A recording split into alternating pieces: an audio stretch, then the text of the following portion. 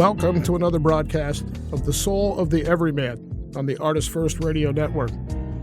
All past shows are archived. You can pick them up at ArtistFirst.com. Send your questions and comments to DJ at ArtistFirst.com. And now, here they are. We call them the wise ones, Michael and Margaret Lyons. Oh, man. Thank you, Scott. We are the wise ones. We're just going to own that, and we're all going to die. If you're wise, you'll understand. Right. That statement. Right. I think that's that is the theme of the Soul of the Everyman. Is we're all going to die. Subtitle. But the subtitle is don't care. Don't worry about it. Hakuna Matata. I don't know what the hell we are. Okay. Focus. I'm Michael Lyons. And I'm Margaret. She's Margaret. And you people are you people. And welcome to the Soul of the Everyman. And tonight's topic is not death, nor is it taxes, but it is it's I think something interesting. We were talking this evening, as we do, sort of a little inside baseball about what we'll talk about in the next 15 minutes. And we were kind of casting about a bit because we've actually talked about everything. We figured it out that we exhausted all topics, and now we're just repeating ourselves.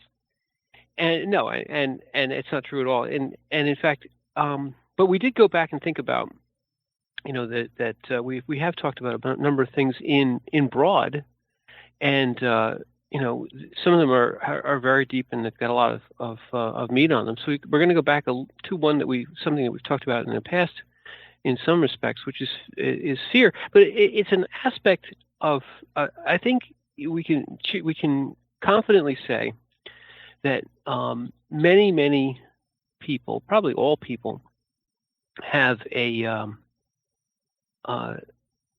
aversion to feeling afraid, to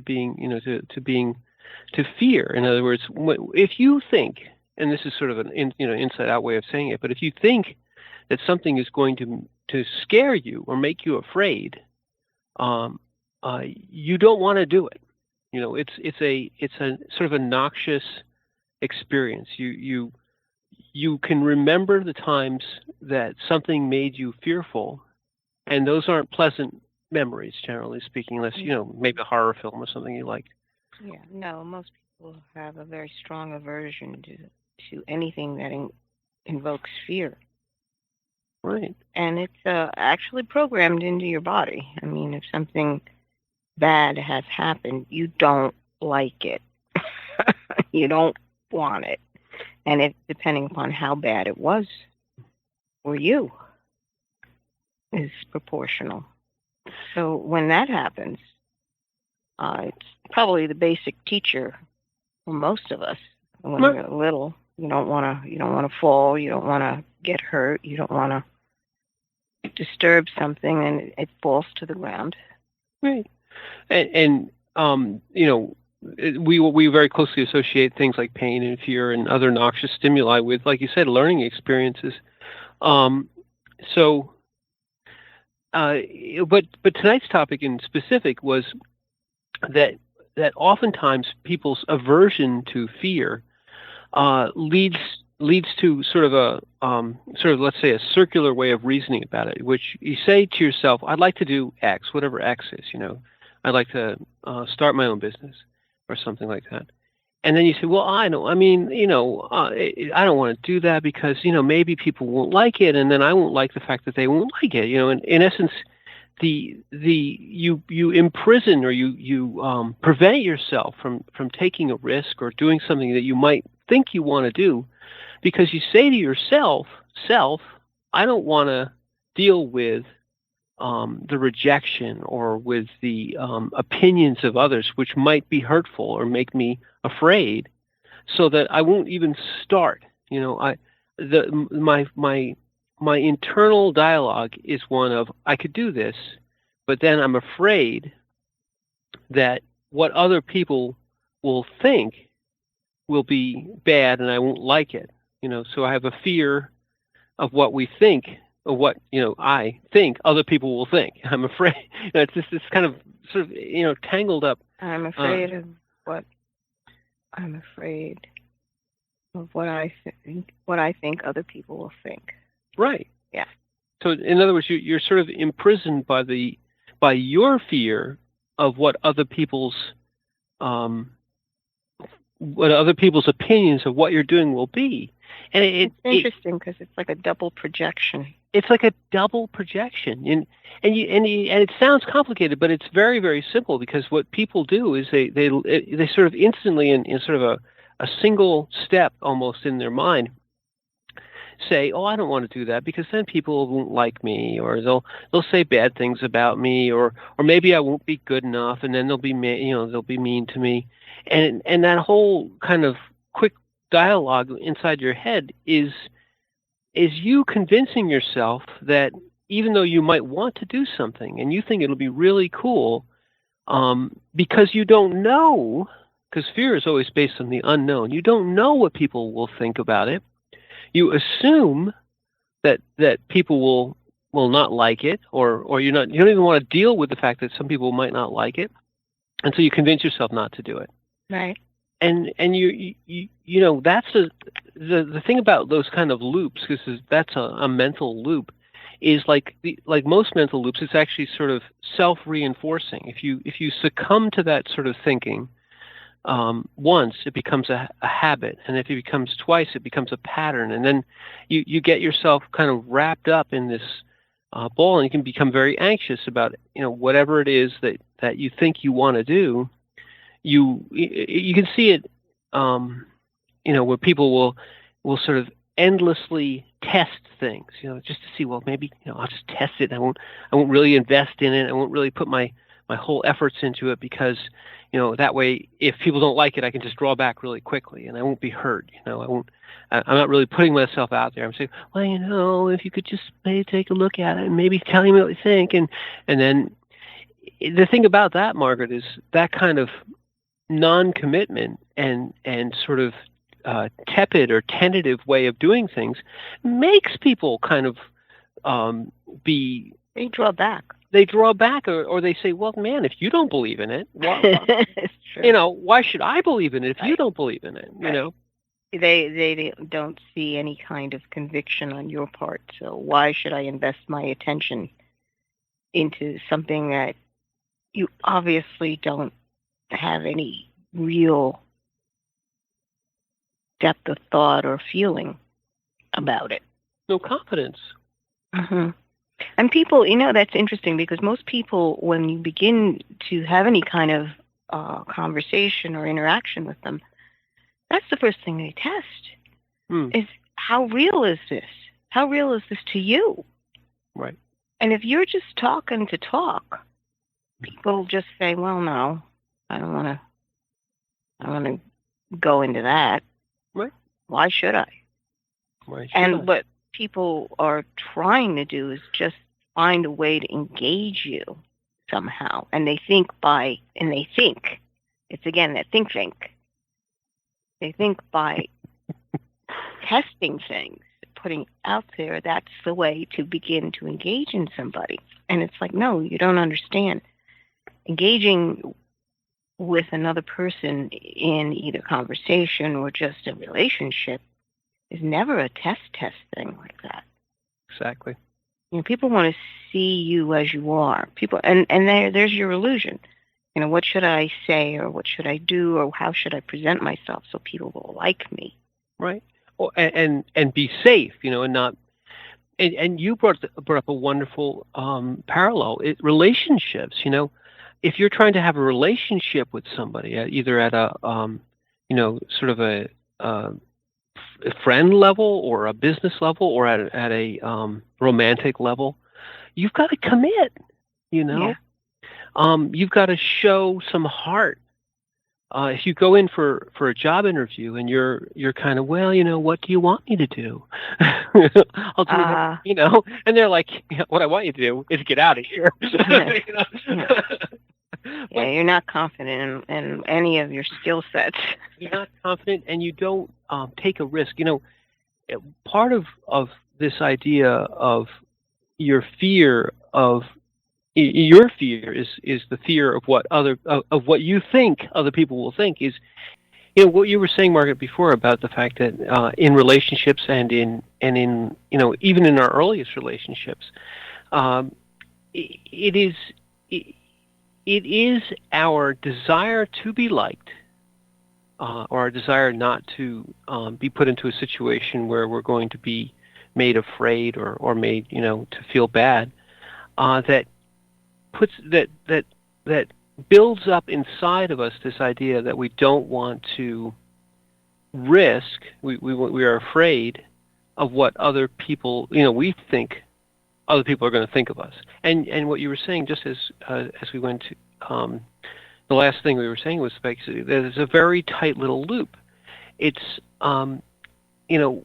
you are looking at yourself as though you were the other in the relationship that you're kind of imagining is going to happen. So you say, I'd like to get to know, Johnny or whomever. But Johnny won't like me unless I wear, these color jeans or this hat or I have these opinions.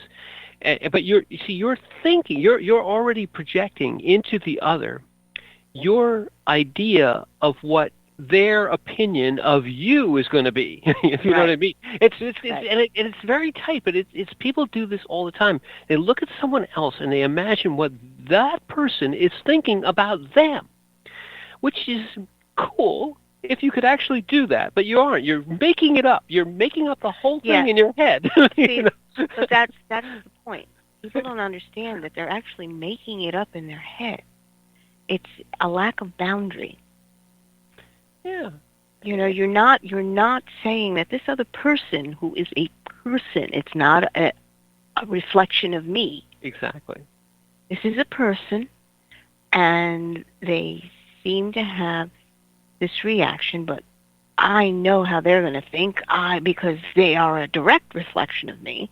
Right. It's like that when we talked earlier, one of the previous shows, about the ego and how the mind works, and you are standing in front of a mirror, and you have a mirror behind you, and all you're doing is looking at your reflection in infinite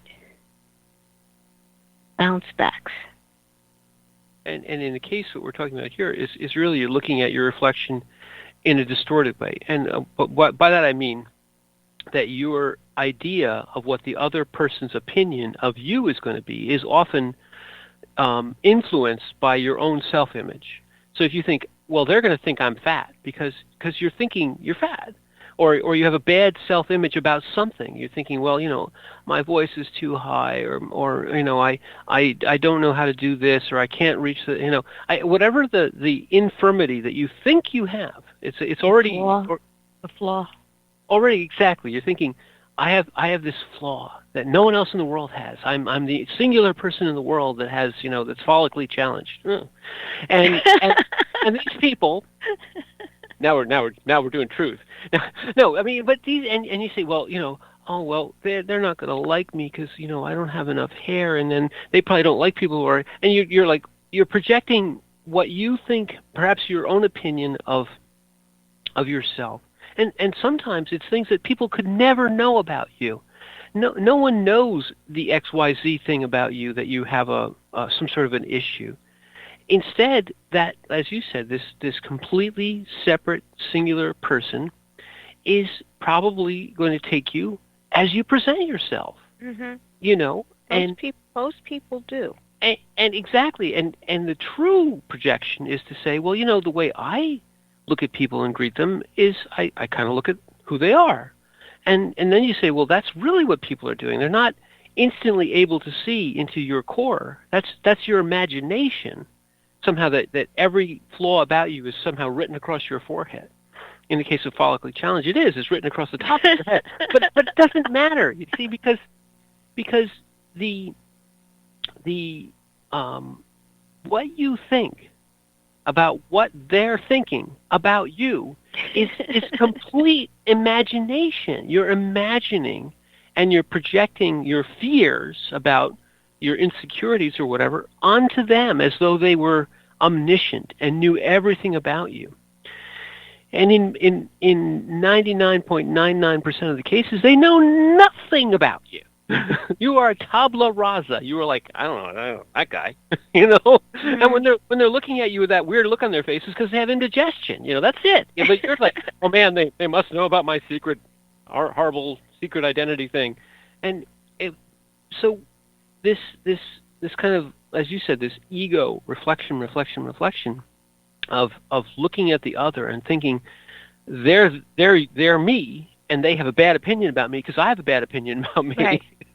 No, know? but it's true that when you meet a person, that's usually the first feel you get out of them. You know, what is it? How many seconds is it that to make a first good impression? They say it's like 5 seconds or less. Mm-hmm. And all that, but the very base of it is how you actually feel about yourself. And most people say whether you're confident or not, but that confidence is based on whether or not you truly like yourself. Exactly. You know, and if you really truly like, or maybe not like everything about yourself, but you at least respect yourself, that comes across. It does. That's a seminal point. We have to stop there for a second. In fact, the projection that you do is your reflection of self to self. If you're honest about it, you know yourself. You know, I have good things about me, and I have not such good things about me. But you accept all of you. You know, you take yourself for who you are. You're a person who has strengths and weaknesses. You have likes and dislikes. You have things that you know you do well and things that you know you could improve. So you put all that into put it on the table of truth and look at it carefully and say, yeah, okay, this is who I am. And I like what I am. I like who I am. And then just keep that, you know, sort of in your heart, let's say. Put it in your heart. I like who I am. And then you go out and you stick your hand out or whatever and you say hi to somebody without this think, and just liking who you are and using and this is where you rely upon the social mores to actually, you know, make introductions and contact with people. But it's not those things. People, I'll digress for a second. People also say, well, if I do all the right things, they're going to like me, you know. But it's not the things. The things are important because that's how you kind of signal that you want to do X, Y, or Z. You stick out your hand because you want to greet someone. But they say, oh, well, a firm handshake and this, that, and the other. No, it's none of those things. It's the internal, I like who I am, and if you don't like me, that's okay. And if you do like me, that's okay. You know. Then you're no longer reflecting upon what you think they might think about you. You know. Right. Well, it's again understanding who you are, and as you said, what your faults are and what your strong points are. Mm. And when you understand that, no one can tell you otherwise. When you know who you are and then someone says something and you're like, no, that's not true. I already know that this is my fault, but it doesn't go to this extreme. This is where I am. Well, and let's say you become into a relationship with somebody, you can get close enough to somebody where they do know you better than this average, you know, projection level of knowing you. And you can say to someone, well, you know, my insight on you, it becomes valuable because they do know you, right? But the initial, I know who I am, I know, and I know, like I said, like you just said, I accept who I am, and you know the contact with others is at a this is who I am level. So that's where you get, they say, well, have confidence in yourself. The confidence isn't what comes first. What comes first is the acceptance. Yes. And then that breeds confidence. Mm-hmm. and then the confidence will, as you said, come right through. You know, people kind of put, instead of confidence, they put all kinds of things on top of it. They put on makeup or great, you know, all these great clothes or cars, or they put they pile all the trappings of what they are on top of themselves until it's a suffocating heap. But when you actually meet them, you go very quickly, in that 5 seconds, that guy's a phony. I don't care what he's got, you know? Or on the other side, whatever, even though someone who has nothing, and I'm reminded of that Tibetan monk on the you know, we saw this documentary, and this guy's living with basically nothing. Yet he knows exactly who he is, and he has so accepted who he is and where he is on the journey that it comes right through the television screen, through his broken English, through everything. He said, "No, I feel like I know him. I feel like I could go up to him and say, you know, I know a little bit about you, and I like what I know." Because of his acceptance of himself, regardless of all the trappings. If you say, well, you know, he looks like he lives in almost abject poverty. Well, he does, but he doesn't care. True. You know? True. I mean, go ahead. Conditions that he lives in, most of the Western world would never accept. He's in the Himalayas. It's freezing cold. There's no heat. You know, and in that documentary, we saw he was boiling water for tea, and but people don't understand. In the Himalayas, there's really no trees. So what is he using to make a fire? Well, cow dung, probably. It's basically yak dung. Yak dung. But beyond that, his understanding of his existence, his world, he's accepted himself, and he interacts with the world, that is. And these are the conditions up there. I mean, it's thin air. And the outside circumstances don't matter. That's my point. Right, and the genuineness comes through. Let's take a genuine break. Go back to the studio for a couple of quick commercials. On the other side, we'll talk a little bit more about how to break out of the prison of opinion.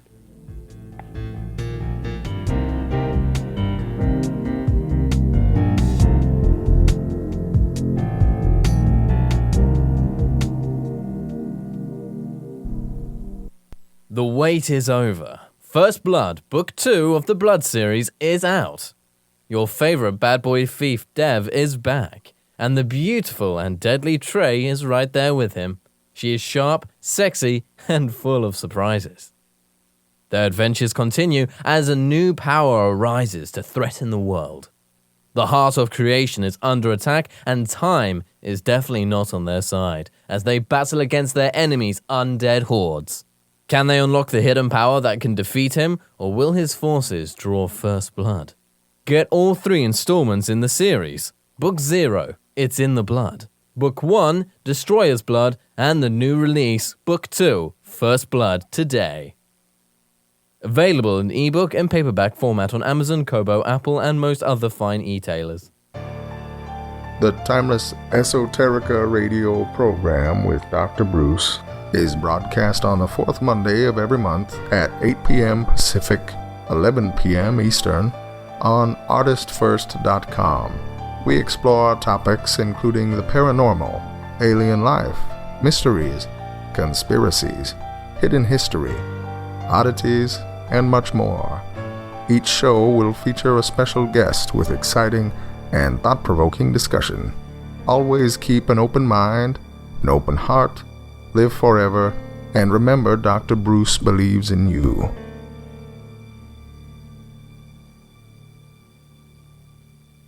Rick Riordan fans, love mythology with plenty of action and humor? Destroyer's Blood is for you.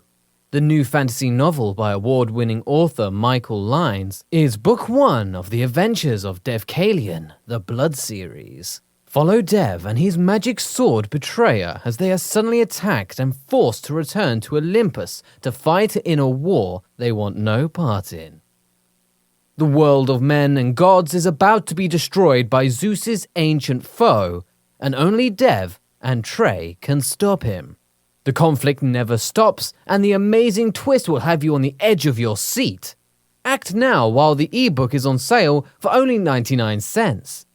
Destroyer's Blood is available on Amazon.com, Barnes & Noble, iTunes, Kobo, and fine e-tailers everywhere. And while you're there, get the free prequel, It's in the Blood, available for a limited time.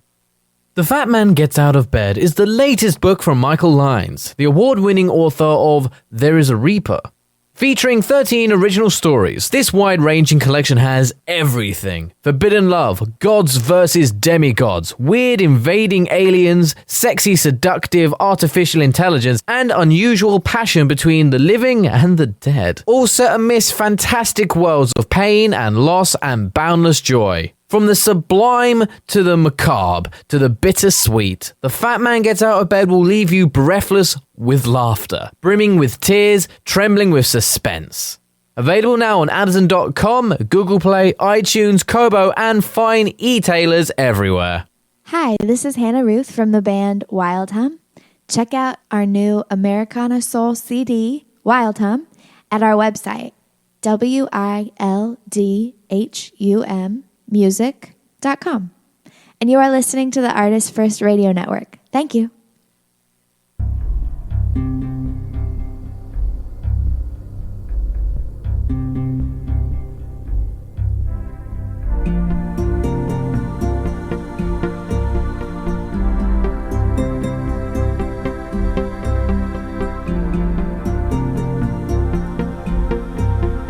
You are listening to The Soul of the Everyman on Artist First World Radio. Back to your hosts, Michael and Margaret Lyons. Thank you very much, C-Man, and welcome to the bottom half, the top half of the next half hour. Yeah. Doesn't even react anymore. Anyway, tonight we've been talking about sort of the topic was sort of breaking out of the prison of opinion, and what we mean by that is as we were saying last half hour, there's a huge influence that people allow themselves to be, kind of suffer under, which is that what they imagine or what they think other people will think about them drives their behavior. And we were talking a little bit about where that comes from and how you might address it, by basically accepting yourself. But this half hour, maybe we'll talk a little bit about the sort of the outside influences of this idea of breaking out of the prison of opinion. When you want to do something, if you've kind of trained yourself in this mode, you're going to fight yourself to overcome, or maybe you won't, but fight yourself to overcome this idea of, well, maybe they won't like me, succinctly put. And I think that many people who could do something good or something great are dissuaded. They convince themselves not to do it. Why should I spend all that time and write this book or draw this drawing or sing this song or even try when people aren't going to like me, and they're just going to be mean to me, and they're just going to, I'm just going to be made fun of. And I think the way to start to break out of that, some people break out of it by saying, I don't care. I just don't care. I want to do it so badly, I'm willing to risk it. And that's a perfectly good way to do it. And I think when you're young and you have sort of the call it the rashness of youth or the confidence of youth, you say, well, I don't know what I'm good at, so let me just try this. But I think once people maybe have failed a couple of times, they get afraid.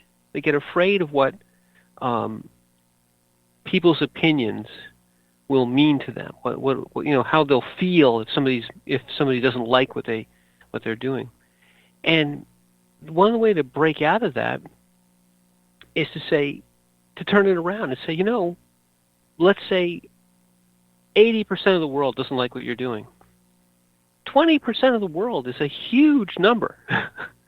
You have to say to yourself, if I'm really driven by opinion, one way to break out of it is to say, well, you can't please everybody, and accept that. Even if you haven't maybe accepted yourself, you can at least accept that. You can say, well, look, yeah, people aren't going to like me. 30% of the people aren't going to like me. 40%, 50%, 80% of the people aren't going to like me. But I'm going to do this for myself and for the other person in the world who likes me. And maybe it is a very small subset of people. So part of that, Margaret, is to if you, beyond just presenting yourself, you say, I want to do something. Say, as long as I think it's good enough, take the chance, because you may be surprised at what good comes out of it, rather than imagining and projecting that it's going to be bad or that I'm going to get all this negative feedback. We do it right here, in one sense. We put ourselves out here, as many other people do, and express an opinion, express, our philosophy, whatever. And I'm sure there are people who pick this up and start listening to it and say, those two people don't know what the heck they're talking about, and turn it right off. Well, okay. But you can't let that drive you. You can't say, well, I won't try because I'm afraid that not everybody will like me. Well, it's a given. You can't please people. You can't please all the people all the time. Yeah. It's just a given. Everyone has different likes and dislikes. But doing something because it's an expression of something that is you, part of you, not a thought that, well, maybe, I'm going to try this to see whether or not I can get a reaction from people. It's like, no, I'm doing this because this feels like something that needs expression, whether you like it or not, by the way. It's just something that needs to be voiced or drawn or painted or composed or created in some way.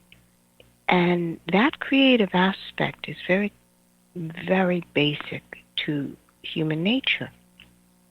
And once you touch into that creative aspect, you begin to understand that it is a heart connection to something deep within you. And when that happens, you really value that more than anything else. You value the ability to bring that forward. And when you realize that's a part of you, that's part of the positive that you have to offer. Any creative aspect is positive to your nature, regardless of whether or not people like it. You understand that this needs expression for whatever reason. Many times you just can't put a reason to it. All you know is that this needs to come out. And when that happens, when you understand that that's a part of you, this aspect, this talent, this touch into the creative impulse, that's part of you. That's when you understand that there is a boundary of who you are and who the other person is. Because your creative talent is not going to be the same thing you see in somebody else. You might be a musician, and I've seen someone else who does the same thing you do. You play the same instrument, but you don't play the same. Expressions are different styles. It's a beautiful thing. As long as you are actually touching into that expression, people accept you. Well, and just to go back and reiterate, you're exactly right, because it's unique to you. Mm-hmm. And it's a reflection of the uniqueness of your particular spark, Right. your particular soul or spirit. So the because you mentioned it comes from the heart. It's a genuine thing, which you find within yourself, and then you express in the best way that you can. Now, you can say to yourself, I could be better and better and better at expressing this thing which is in my heart, because this is the refinement of expression, the refinement of talent, refinement of how to do things. And so, yes, if you're driven to create music, you can be creating music throughout your whole life as one of the things that you do, and become more skilled, more able, more able to express what is truly felt.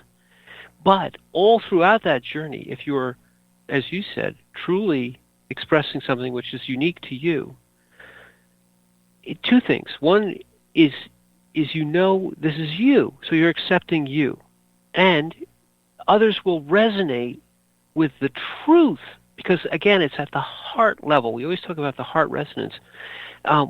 The opposite is when you're doing what you're saying, you say, well, I'll just try this because maybe people will like it. There's no heart in that. There's no you in that.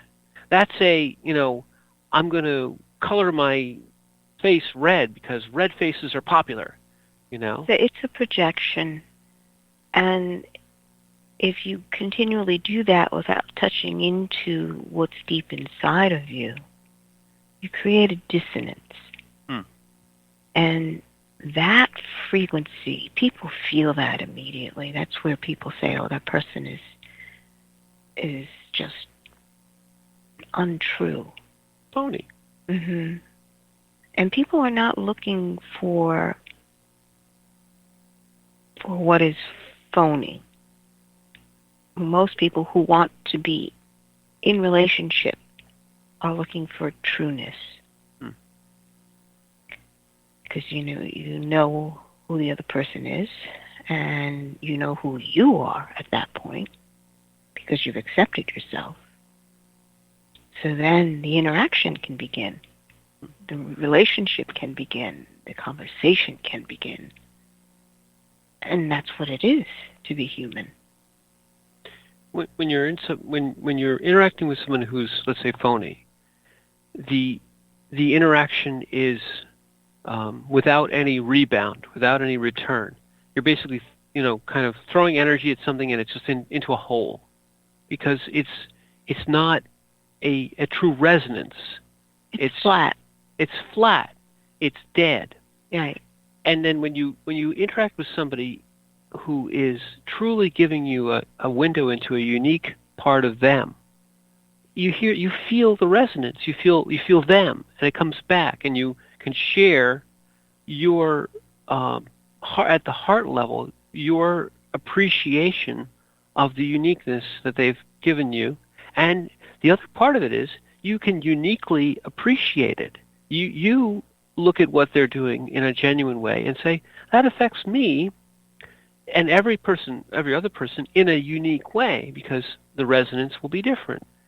My resonance to you and my resonance to another and their resonance to each one of us is all different based on who they are. So phoniness, flatness, kind of a hole, looks good, may even, kind of initially attract, but you can always tell when it just kind of, you're just throwing things there and nothing's coming back, or what's coming back is far less than what you're giving. It's that two-dimensional aspect. It's a snapshot. Mm-hmm. It's not the life of a living, breathing conversation or relationship. Again, I go back to the analogy of the sunflower, where the sun is projecting a shadow on the ground, and the shadow is two-dimensional. So having someone who only just sort of throws something out there is just that two-dimensional Mhm. aspect. It has nothing to do with the fact that the flower itself is alive. It's just a projection. And when we're talking about finding that within yourself. So here you are, and you say, "I wish to express something. Something. I found something within myself which I feel I need to express." The first, this fear of what you think other people will think can stifle that, and you have to just say, take the fear and turn it around and say, let's try. Yes, maybe somebody won't like it. Those people will give us nothing, or they'll give us negative opinions. But those with whom we resonate will more than make up for the ones who don't interact. So you have to take that fear of what you think other people will think about you and turn it around and say, I think that there will be some people with whom this will resonate. And I'll take the chance that what I have here, unique in my heart, that I have to express, will find a home, a receptive heart. A receptive heart. And if it's coming from the heart, you will find a receptive other heart. Right. So that there can be resonance. Resonance, you need two for resonance. Yes. It's like the tuning fork, where the tines are vibrating. Exactly like it. Mm-hmm. It's a perfect analogy. And going back to what we were saying before about how when you find something in your heart, there's no question about committing to it. There's no question about accepting it, because you look and you say, this is me, this is who I am, and this is a part of me, whatever it is, and I'm going to take that part of me and I'm going to put it out there. And you have to overcome just that fear that maybe somebody won't like it. You have to say, no, maybe somebody will like it. Well, we found that it's, again, if it's really coming out of an aspect of you, your creative aspect, and it's something that you truly, truly enjoy, there will always be someone, no matter how strange or ridiculous or out there it may be. I mean, let's, like the Rock and Gem shop. All you needed to really take a step into the shop is that you like rocks. Mm-hmm. It's a simple thing. Do you like a rock or you don't? There's plenty of people who don't like rocks. They didn't come into the store. Right. But the ones that like rocks, we had a good time. we had a good time. But I would say that there was a third person who would come into the store and not know what it was, just coming in, and we would always have that the Rock and Gem, and because I'll say it was you, really liked rocks, and it was a genuine thing, something that you could. Somebody would say, "Well, tell me about rocks," and you would say, because it's genuine, you would find what made sense to them by saying, well, we could talk about this part of the rock or this part. And because, again, with anything that is part of you, because you are yourself enthusiastic, yourself committed to it, it's attractive.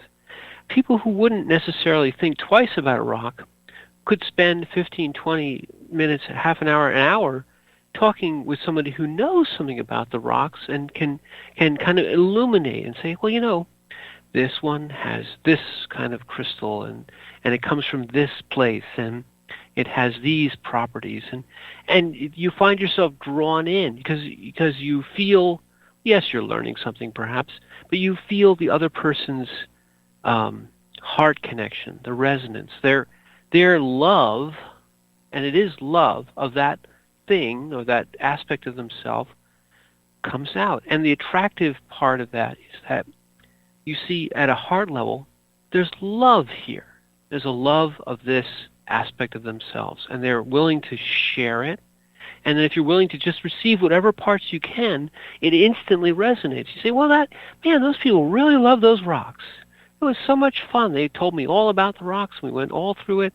And you walk away and you go, I don't love rocks that much, but it was fun anyway because they loved it so much it made it fun for me. Mm-hmm. And that's kind of the explanation, but the feeling is much quicker than that. You go, wow, that was fun. Those people, they're having a great time in there, and you come back and say, man, those people are having a great time in there. They must be on True. There must be some stiff drugs in there, man. But True. We always had a good time. Always had a good time, because when someone else is bringing out their love of something or a piece of them with enthusiasm and commitment, you don't have to worry about the fact that you're carried along by it, because you're like, man, you really know this, unified quantum field theory. I can't even put my wrap, but you're so in love with that little piece of you that you want to explain it and tell me about it. And I'm like, this is so cool. I don't understand a thing you're saying, but it's really cool. We're like, yeah, this is great, because it is at the heart level, the things that are unique to you that you love and share. The attraction isn't the thing anymore. Yeah, you love rocks, but the other person loves seeing you love the rocks and talk about them and express. And so, yeah, maybe everybody won't, like you said, people who say, rocks, blah, blah, but even people who were kind of ambivalent or just didn't know what it was, or just curious, they would feel the love resonance and go, at a heart level, there's something really cool here. And I may never come back in here, but I may go to something, I had a great time. I was in this little weird shop, and this lady was telling me about the rocks, and it was great. We had a great time. I was there for a half an hour, Chatting. And that's what people would come back. I was here last year, and we spent half an hour talking about this rock I found, and you told me it was cement, and I thought it was great. And I thought, okay, who the heck are you? But but the connection forms a bond at the level of the heart, which means it has nothing to do with how, whether it was a rock or a piece of cement. It doesn't matter. It was the heart connection that they remember. The interaction at that point. Mm-hmm. And it's the conversation is very direct, very simple. How do I say this? The field, the ground that you're walking on, is that okay? It's a rock shop. There's nothing threatening about a rock shop. Right. Yes, true. But even things like you see somebody who's at the pinnacle of a concert pianist or something, and they love it so much, and they're bringing that piece of their love out for you, that you go, man, I could never even figure out how to touch a piano key in the way that you do, but I can see how much you love it, and I can appreciate that. Mm-hmm. So that resonance transcends the thing that you love, because it's above that. Like you said, it's a three-dimensional. The thing that you love might be just the physical representation, but the way you love it and how much you dedicate yourself to it and the spark that you bring, your unique take on it, becomes what people appreciate.